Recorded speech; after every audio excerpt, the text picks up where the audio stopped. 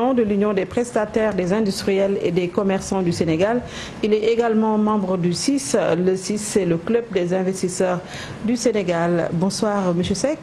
Bonsoir. Alors, le président de la République ce matin a demandé au G20 le rééchelonnement de la dette africaine jusqu'en 2021. D'abord, quelle est votre lecture sur cette encore une autre demande du président de la République? D'accord, merci beaucoup pour l'invitation. Vous savez, aujourd'hui, la pandémie de Covid-19 a changé la donne et tous les pays sont en train de se retrouver pour essayer de trouver des solutions aux problèmes qui sont multiples. Et je pense que le problème de la dette est un lourd fardeau pour tous les pays africains. Il est tout à fait normal que le président demande le rééchelonnement. Avant, il avait demandé la suppression pure et simple de la dette. Et je pense que c'est légitime de demander un rééchelonnement de la dette. Mais les économies africaines sont déjà très éprouvées par le Covid-19. Est-ce que 2021 sera la bonne année pour pouvoir honorer des engagements? Alors, il faut savoir que le Sénégal avait entrepris certains programmes, dont le programme d'appui prioritaire, qui va être réajusté en septembre et il y a un lancement qui est prévu. Et je crois que tout ça a été pris en compte pour essayer un peu de réorienter nos économies et de pouvoir faire face aux enjeux qui sont multiples. Oui, allez-y. D'accord. Il ne faut pas oublier qu'on avait prévu une croissance de 6%, on va finir à 1% et il va falloir réajuster un peu nos ambitions. Ok, très bien. Aujourd'hui, toutes les nations se réinventent, se questionnent aussi par rapport à leur avenir. Qu'est-ce que l'Afrique a à offrir aujourd'hui à part demander tout simplement qu'on rééchelonne la manière dont elle va honorer ses engagements? L'Afrique n'a pas grand-chose à offrir ou à proposer parce que nos économies sont d'abord faibles et nous dépendons beaucoup de l'aide et du soutien des pays développés. Je pense qu'il faut porter un plaidoyer important pour pouvoir sortir et créer un engouement parce que la pandémie du Covid-19 peut offrir des opportunités. On l'a vu au niveau numérique, les réunions se font sur place. Le Sénégal a entrepris 2 projets importants. Moi, étant président de l'UPIC, du secteur industriel, on salue les engagements de l'État sur les zones économiques spéciales, on peut en parler, mais également au niveau des plateformes agroalimentaires, agropoles, qui permettront au secteur agroalimentaire de se suffire. Et pour moi, il n'est pas tard de se réajuster par rapport au programme parce que les secteurs qui impactent la vie, nos vies, vont être priorisés et je pense que c'est une bonne chose de ça. Justement, la Covid-19 doit être donc une bonne occasion, une bonne opportunité pour repenser les priorités des pays africains. Tout à fait. Je suis d'accord avec vous, c'est ce que je vous dis. Aujourd'hui, on a toujours été dépendant dans les secteurs vitaux que sont l'éducation, la santé, l'agriculture, l'alimentaire. Nous n'avons pas nos autosuffisances alimentaires. La santé, nous n'avons pas des plateformes d'envergure qui permettent de lutter contre les pandémies. D'ailleurs, le président en a parlé. Et cet réajustement va permettre aujourd'hui de fixer nos objectifs sur des secteurs vitaux. Et il est important que tous les pays s'orientent sur l'autosuffisance alimentaire. Je pense que c'est très important. J'ai parlé des mises en place des agropoles nord, sud, centre et aujourd'hui l'ouest. Et je pense que ça va nous permettre aujourd'hui d'atteindre cette autosuffisance qui nous permettra aujourd'hui de nourrir nos populations. Alors, dans cette phase de résilience d'abord et de relance, vous, en tant que du secteur privé, aujourd'hui, quels sont les indicateurs dont dispose le Sénégal pour dire exactement si le Sénégal a été résilient ou pas dans cette pandémie? Le Sénégal, je dirais même l'Afrique a été résiliente.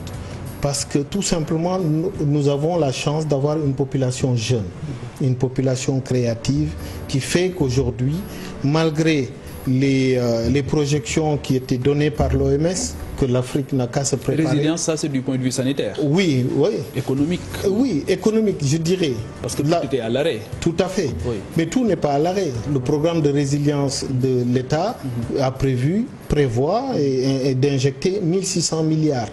Et nous, en tant que secteur privé, il y a des secteurs tels que l'hôtellerie, le transport, qui ont bénéficié d'environ 200 milliards. C'est vrai. Nous avons fait un bilan avec le ministre de l'économie qui nous a parlé un peu, on a donné les préoccupations. Qu'est-ce qui ressort du bilan? Du secteur privé. Nous avons parlé de toute la partie accompagnement que l'État a promis et que le secteur privé a demandé. Nous avons fait un bilan. Nous avons parlé de la dette intérieure parce qu'il est important que les entreprises à qui l'État doit de l'argent, qu'elles soient payées. Nous avons parlé également de l'accès au crédit parce que le Sénégal, l'État a mis des garanties, mais certaines banques n'ont pas joué le jeu pour permettre le financement de certaines entreprises. Donc ici là, les entreprises qui ne sont pas concernées vont mettre la clé sous le paillasson. Est-ce qu'aujourd'hui, ça c'est pour quel horizon? Non, ça c'est actuel. Je vous dis, le secteur de l'hôtellerie par exemple, ils ont bénéficié des fonds. Qui leur ont permis d'accéder à des financements et de pouvoir... Oui, l'État avait déjà mis des mesures pour préserver justement les emplois. La trésorerie de certaines des entreprises à travers la fiscalité, les exonérations, même en injectant des liquidités. Est-ce que le secteur privé national aujourd'hui est prêt à accompagner l'État dans son programme de relance immédiate de l'économie après la phase de la résilience sociale et économique? Mais tout à fait. Il est prévu dans la phase 2 du PSE, il est prévu des investissements, des financements de plus de 14 000 milliards et dont le secteur privé une part d'à peu près 1835 milliards. Il ne faut pas oublier que l'appel dès l'arrivée de la pandémie, le secteur privé a contribué. Oui. Moi, en tant que président de l'UPIC, nos entreprises ont contribué pour plus de 4 milliards CFA, ce qui n'est rien. Et je pense qu'aujourd'hui, on est prêt.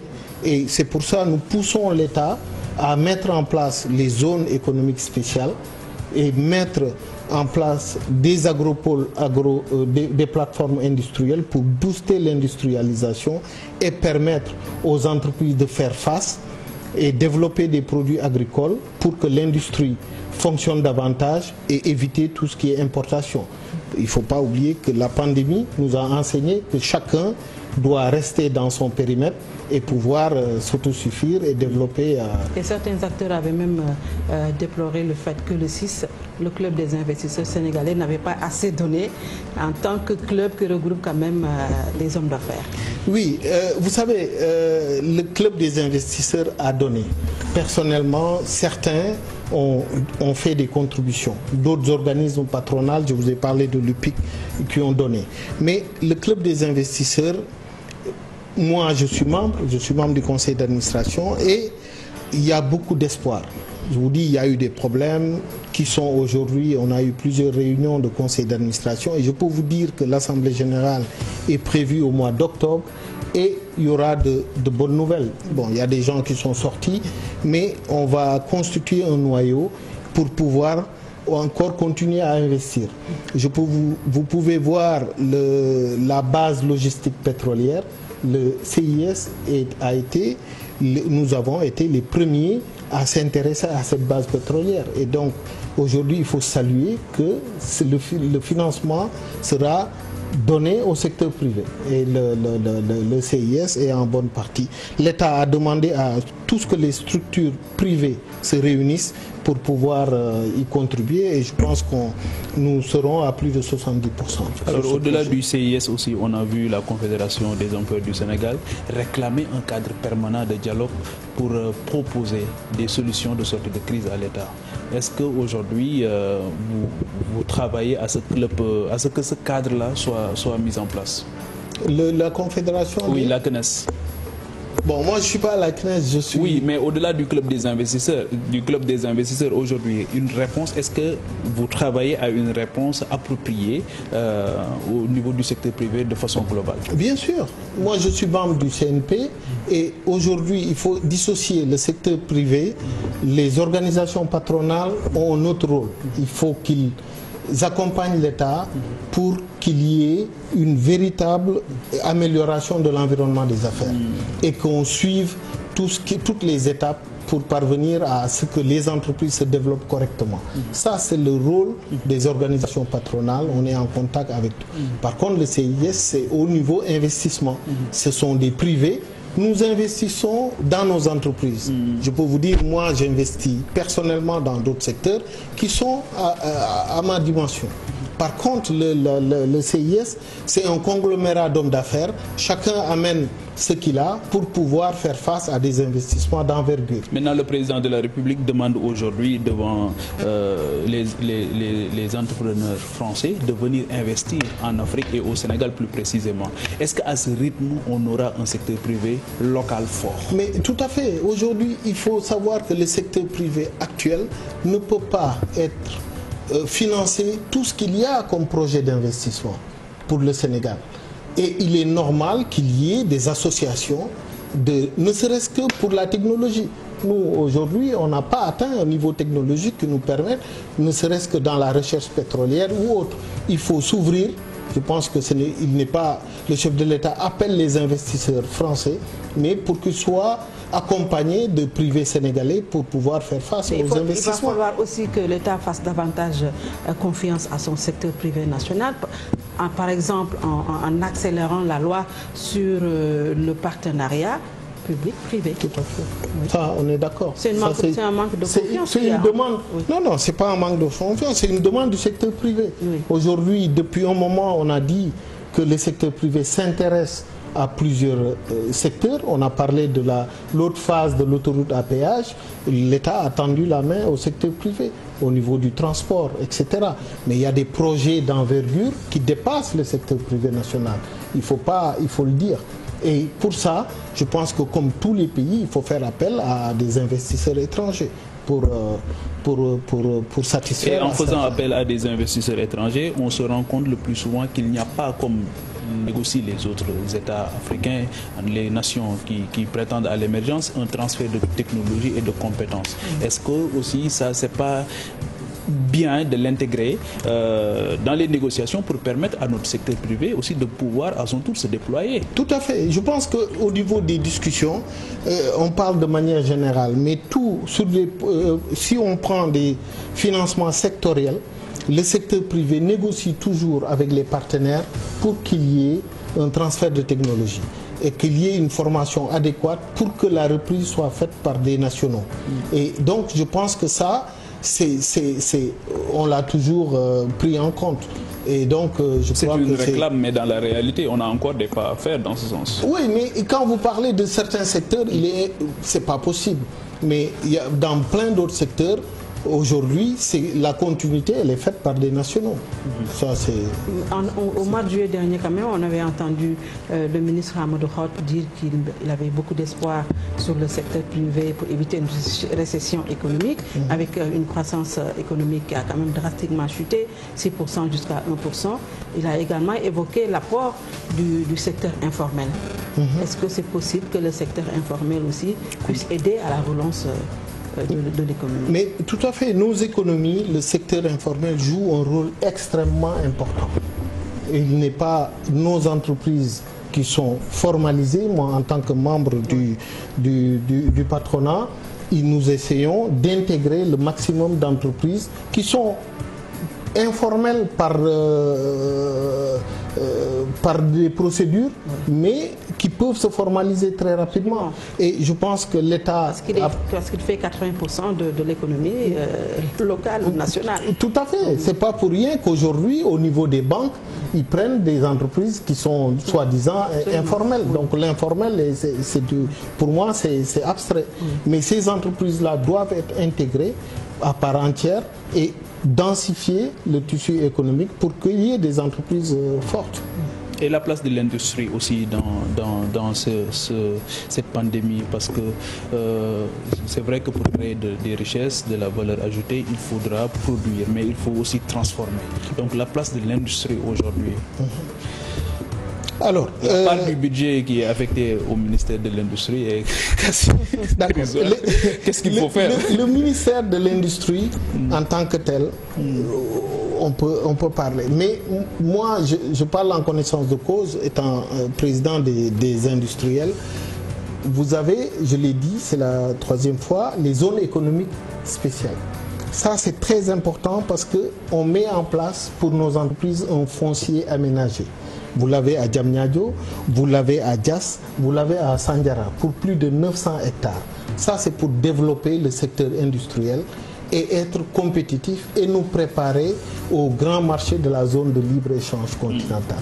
Deuxième chose que vous dites, le secteur agroalimentaire, il y a 4 agropoles qui sont créés. L'agropole nord, l'agropole centre, l'agropole sud et l'agropole ouest. Et ces projets ont beaucoup avancé. Et c'est même soutenu par les bailleurs, que ce soit la BAD, sur l'agropole centre, le BID, le BEDA et la coopération belge. C'est avancé et il y a une réunion qui est prévue même la semaine prochaine parce que nous sommes membres, le secteur privé est membre à part entière. Et ces agropoles permettront de développer des zones agricoles où les industries, avec les zones économiques spéciales, pourront transformer ces produits. Ça existe aujourd'hui. Vous voyez la zone nord. Une industrie délocalisée ou bien qui appartient à des nationaux. Mais à des nationaux, parce qu'au niveau des agropoles, il y a 26 projets de nationaux.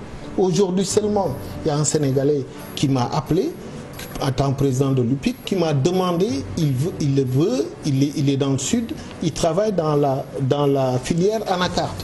Je l'ai mis en relation avec mon secrétariat général pour trouver un peu les mécanismes et il n'était pas informé des agropoles. Donc c'est notre rôle d'informer des privés qui investissent ou qui ont du foncier et qui doivent se développer. Donc ça, il y a plusieurs secteurs. Je parle de l'anacarde, il y a beaucoup de domaines qui sont pris en compte. En tout cas, moi, je vais revenir en arrière un peu pour parler de l'annulation de la dette africaine. Aujourd'hui, on avait entendu au tout début de la survenue du Covid-19, le président Macron plaider pour l'annulation pure et dure de la dette que l'Afrique doit au G20. Aujourd'hui, on parle de rééchelonnement. Est-ce que c'est possible? Est-ce qu'il n'est pas préférable quand même que le G20 puisse annuler la dette africaine pour que le continent puisse se remettre de cette pandémie, économiquement parlant? Vous l'avez dit, le président au départ avait suggéré une annulation de la dette. Oui. Après, c'est une question qui n'est pas simple. Même si le président Macron avait insisté au départ, il était sur cette voie, il a dû certainement changer parce que bon, ce n'est pas possible. Mais moi, là où j'insiste, au lieu d'annuler la dette ou le report de la dette, il y a une question pour moi qui est fondamentale, c'est l'accès aux ressources de nos pays. La France, les pays européens se sont endettés pour 100 ans à des taux de zéro. La pandémie leur a permis de mettre des mécanismes avec la Banque européenne pour lever des fonds importants.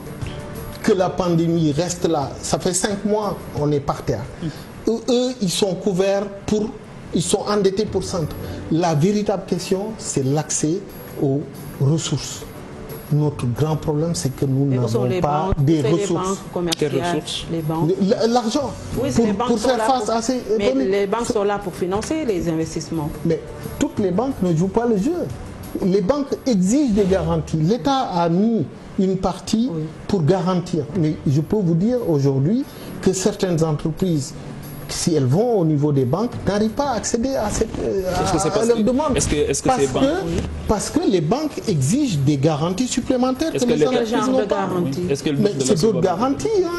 L'État a donné, je pense, que 160 milliards ou 70 milliards, alors que les banques trouvent ça petit et demandent, si vous venez demander 15 milliards ou 20 milliards, ils vous disent que voilà, c'est ce qui est prévu, mais nous exigeons des garanties complémentaires pour pouvoir vous... Et il y avait déjà des fonds qui étaient là pour accompagner les investissements, pour parler du fonds J peut-être ou le fonds 6. Ils ont passé ces milliards. Est-ce qu'ils vous ont appuyé Moi, je pense que le FONGIP, c'est la garantie. Oui. Je pense que les garanties jouent le rôle, mais peut-être à un certain niveau, je peux vous dire que la majorité des entreprises aujourd'hui font face à des difficultés d'accompagnement et de financement. Et beaucoup partent d'elles-mêmes pour articuler les moyens, le financement, et ne passent pas. Et nous l'avons dit au ministre de l'économie, et il a été bien clairement noté, et je pense qu'il y aura une amélioration pour que certaines entreprises puissent accéder à ces financements. Mais je peux vous dire aujourd'hui que l'économie, moi, les secteurs que je préside, l'économie, le secteur agricole, le secteur agroalimentaire, ça bouge.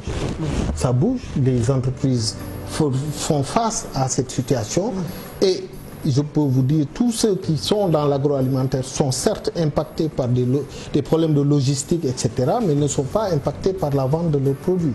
On peut citer les secteurs vitaux tels que la farine, tels que le pain, tels que d'autres et d'autres secteurs. Vous êtes dans la farine. La consommation, je suis dans les produits de tout ce qui est farine, tout à fait. Oui. Sauf qu'il y a d'autres secteurs qui sont très impactés. Le tourisme, là où aussi on risque des pertes d'emplois, et ça ne contribue pas à relancer quand même. Quand on perd des emplois dans un pays, c'est dramatique. Oui, mais il faut quand même se dire que cette situation n'est pas inhérente qu'au Sénégal ou aux entreprises du Sénégal.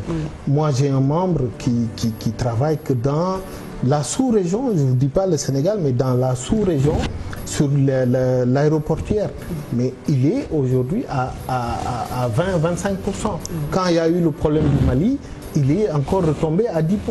Donc, pour vous dire que les entreprises essayent, on a promis à l'État de maintenir les emplois, on essaie au maximum de les... Il y a des secteurs qui ont maintenu, d'autres ont mis en congé ou en chômage technique selon les situations. Parce que, c'est ce que je vous dis, les secteurs diffèrent. Il y a des secteurs où il n'y a plus de chiffre d'affaires. On ne peut rien faire, on ne va pas s'endetter pour payer des salaires. Mais il y a des secteurs où ça a été réaménagé. Et la pandémie a permis d'autres opportunités. Et c'est à nous, chefs d'entreprise, de réfléchir et de trouver d'autres solutions. Que ce soit dans la formation, que ce soit... Il y a quand même des structures de l'État. Moi, j'insiste sur le 3FPT. Parce que personnellement, j'ai investi dans la formation. J'ai créé une école de boulangerie aujourd'hui.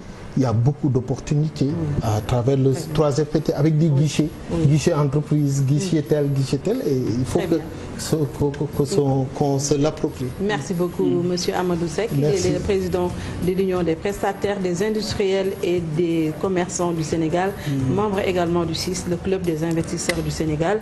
Merci à Pape Djibril Fall qui m'a accompagné tout au long de cette émission.